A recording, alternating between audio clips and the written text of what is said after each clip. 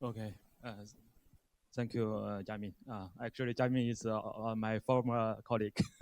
I also worked in UES years ago. Okay. Good morning, everyone. My name is Liu Jiaxi. Okay. Uh, okay. The screen is right. Mhm. So my name is Liu Jiaxi. I'm from Xiaomi EV, where I lead the system software platform development. It's a great honor to present at the AOC. Today, in the background of centralized E architecture, uh, I would like to share our practice in the cross-domain controller platform integration based on AutoSAR. Especially, I will cover three-dimensional architecture design, engineering collaboration, and operation and maintenance system. Okay, my presentation will structure to 4 parts. We will start with the background trend, why the cross-domain integration is becoming unavoidable. And then we will look at the code challenge we faced. The third part covers the solutions we are following, and I will share some practical results and our outlook on the future directions. Okay, let's start with the background. At the subtitle side, the e-actor evolution drives the inevitability of the cross-domain integration. This is the foundation of the everything we are talking right now. Okay, the automotive industry is had currently fundamental agreement to shift in e-architecture. I think at this point, we all agree that the dominant trend is distribute ECUs are replaced by a central plus zone architecture. This shift is driven by three clear business drivers. First, the cost reduction, the lower BOM cost, simplified supply chain, and reducing the wire harness. Secondly, the efficient gain. The cross-domain functions synergy breaks the information silo and enable a more intelligent user experience. And the third is a faster integration. It's enable continuous functional evolution for SDV and repeat OTA, and we can pre-install the hardware, and the software will unlock the values after SOP. So in the traditional distributed architecture, the ECUs are partitions by domains. So for example, the body and the powertrain and the chassis, and each developed and deployed independently.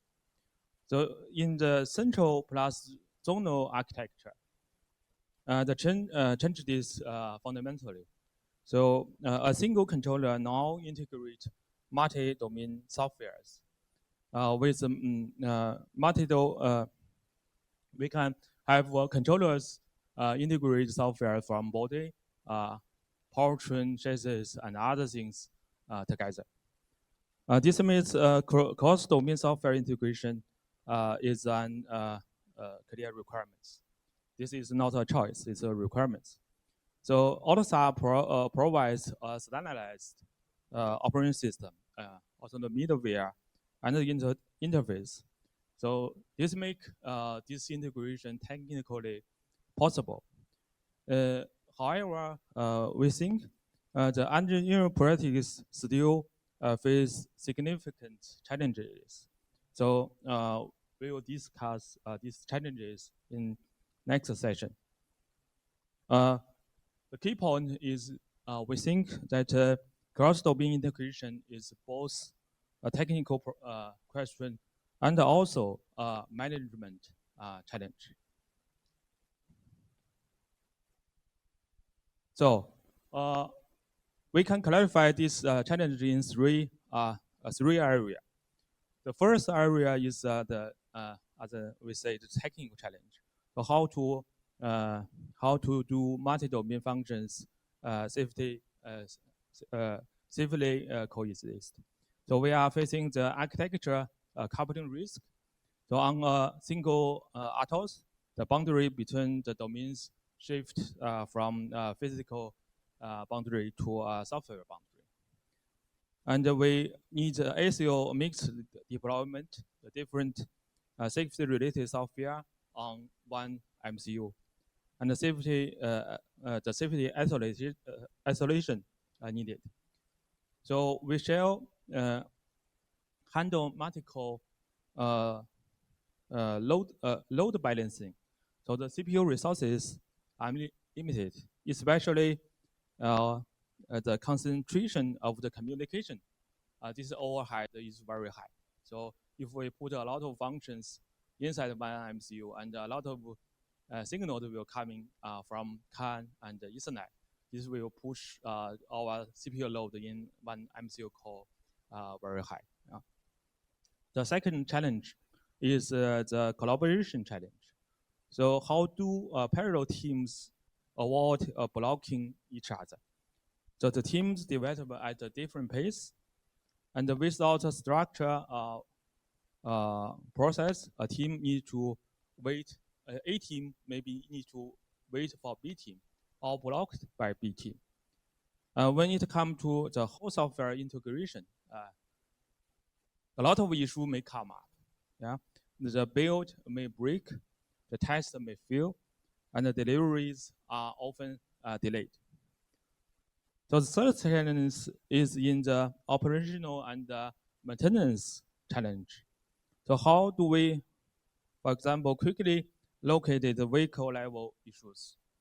So in a cross-domain platform, some issues are hard to assign the responsibilities. So we may see a fault in domain A, but the root cause may be in domain B. Some issues are hard to reproduce. The system levels sometimes are insufficient, so it's difficult for the problem resolution.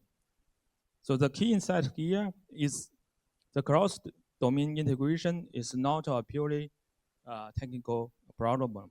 It requires simultaneously advance in the architecture, collaboration, and operation and maintenance. So our practice is also a three-pillar systematic approach to address these three challenges. The architecture design and our collaboration methods and the operational and maintenance method. So first, we can see the architecture side. So we build around this core design principle. First, each domain software components are encapsulated in an independent composition SFC. This is also a concept. This gave each team highly internal autonomy. They can develop, test, and deliver independently. Coordinate only through the interface contracts. Secondly, we use OS application combined with MPU. This is also a concept to enforce the ACO isolation. This ensures the freedom from interference between software modules of different software safety level. Maybe SOD in powertrain chassis domain are protected from the lower ACO, like the body software. Third is the core affinity developer per domain. So each domain is pinned to a specific CPU cores, and the dedicated peripherals are allocated to each core, especially for the communication channel. In this part, we do a lot of work with our partners to separate the communication stack to different cores. This design minimizes resources competition and achieving the balanced load distribution among CPU cores. So we also use AOC AP that runs on the performance core to support the POSIX applications and service-oriented communications. So this layer design means we have a clear separation. The safety software on dedicated cores with hardware enforcement. And the computation-intensive software on the performance cores with AOC AP. Okay. On the collaboration side, we adopt the age-old restriction concept from SIF. The contents combined with a strong CI/CD infrastructure. So the infrastructure provides unified code repositories with strong-based development and the strict code review and gate policy. So the ART contents provides organizational cooperation model. So the PI plannings align all the team on the shared goals. The interface baselines are frozen before each sprint, so the teams can develop independently, and the system demos provide regular joint validation checkpoints. So with automation pipelines, we have the commit triggers builds, the daily integration builds, and also the automated GL bunch testing to ensure the software is according to spec. So the result is each composition team can merge independently their software and automated CI gates ensure the quality before the trunk integration. And the trunk integration is continuously, and this is not a phase end event. Okay. So on the operational and maintenance side, our guiding principle is designed for serviceability. To build to build the system in the front start, not upstream. So this means we have a unified log format with timestamps, module IDs, severities, severity levels, and the parameters. We also have exception is true mentation to capture the state machine transitions, for example, for the watchdog resets on the communication timeout errors, and also enhance the fault recording, including the codedowns in the MCU with stack trees and registers and the execution trees. These are combined also with edge cloud collaboration models. For example, the log, community data, and the instrumentations are uploaded to the cloud. So the anomaly, the bug events may be automatically notified engineers immediately for timely analysis. We also have statistical analysis to enable software health monitoring and to drive continuously improvement. So this transition is from the post debugging to the design time instrumentation, from the on-site troubleshooting to remote analysis, and from the reactive repair to proactive prevention. So with all these measures, let me share the results. So we have successfully integrated multiple domain software like body, powertrain chassis on a single medical MCU with modern teams developed in parallel. And the build time are reduced from weeks to hours. Maybe we can have integration cycle down to 2 hours, and the test version may release this to the test team less than 2 days. So for the issue problem resolution, we measure that 85% improvement of the efficiency with rapid root cause as localization and faster resolution and verification. So looking ahead, we also see some directions, so we can still pursuing about these 3 challenges. First, on the architecture, the next step we think is with hypervisor for VM level strong isolation will be much stronger than MPU, and we can have different OS system to mix the deployment on one MCU, and also enabling the SOTA updates. So on the collaboration side, the AI is a quite hot topic. The AI-driven software development and the AI-driven testing, so will improve our efficiency even more. And we think that the week cycle also can serving the safety harness for the AI. So on the operational and maintenance side, so data and AI can proactively to have the health monitoring.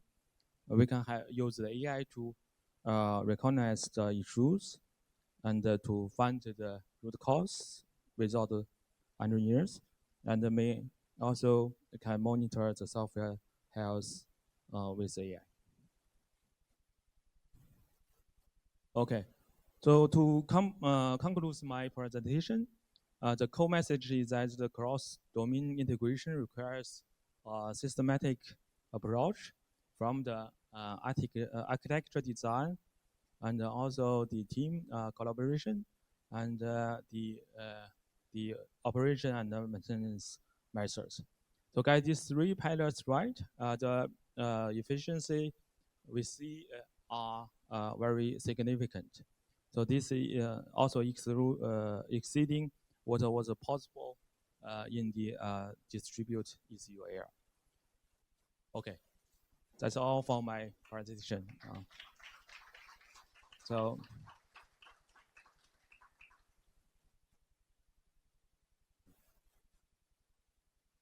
Okay, any questions?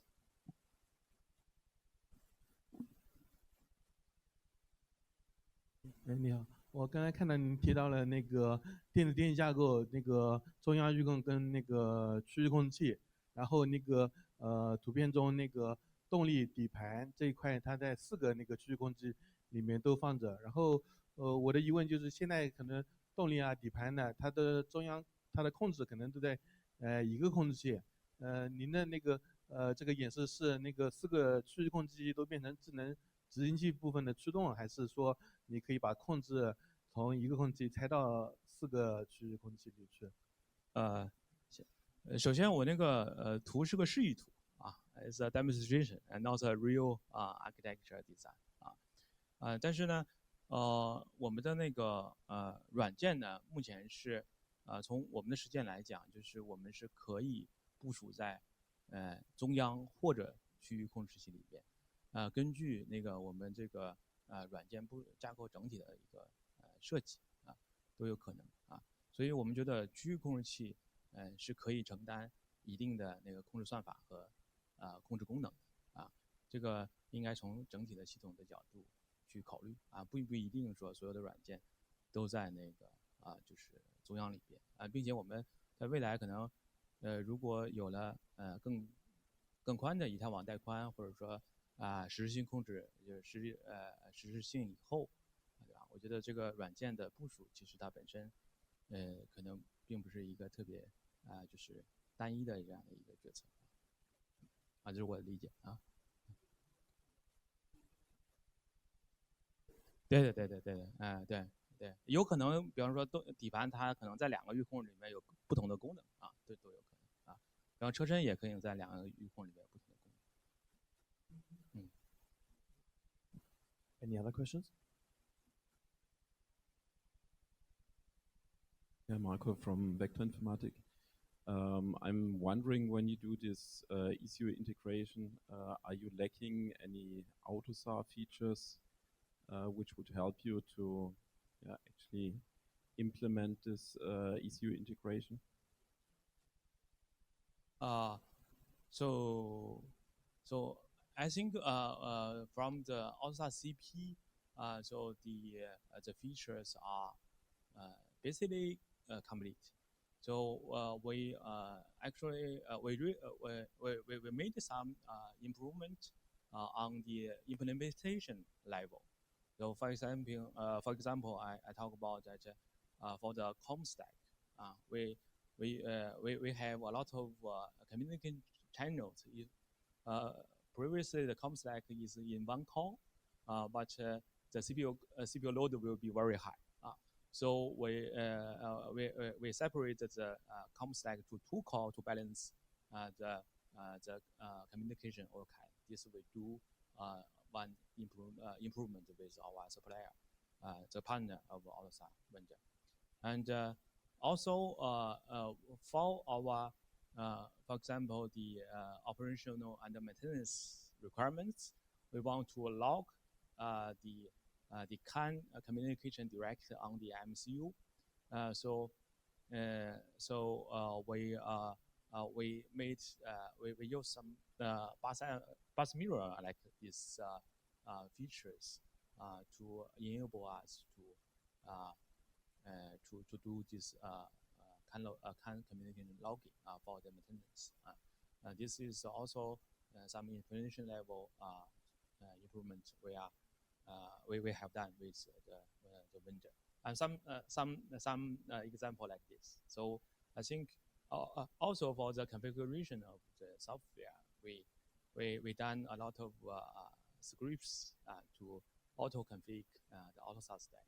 This is also in an improvement. So we made a lot of things in the implementation to enable us to faster iteration of the software. Okay, thank you. Okay, that's number two question in the back.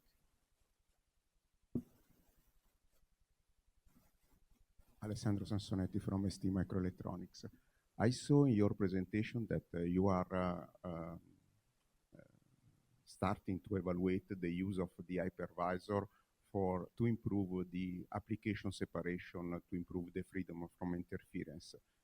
Actually, in AutoSAR, they started the concept for the hypervisor, and are the colleague from UAS pushing for this new concept. Are you planning to collaborate on this new concept?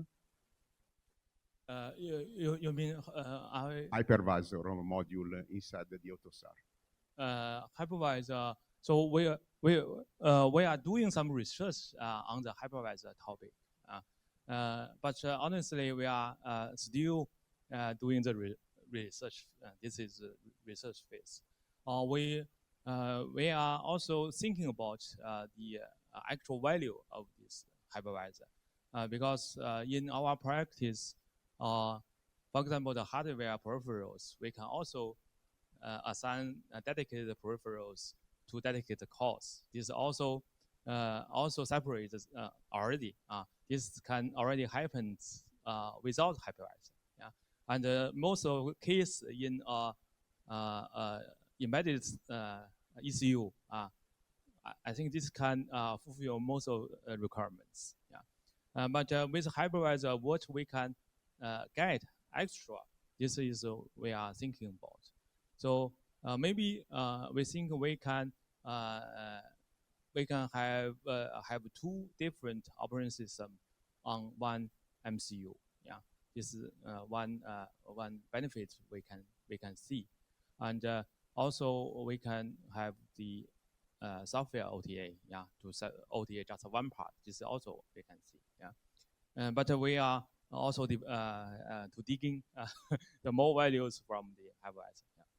Please discuss with your colleague of UIS really Yeah. to have a good specification of the hypervisor inside the AutoSAR. Okay. Thank you. Okay. Unfortunately, this is the last question now due to time conferences. Thank you. Thank you for the great presentation.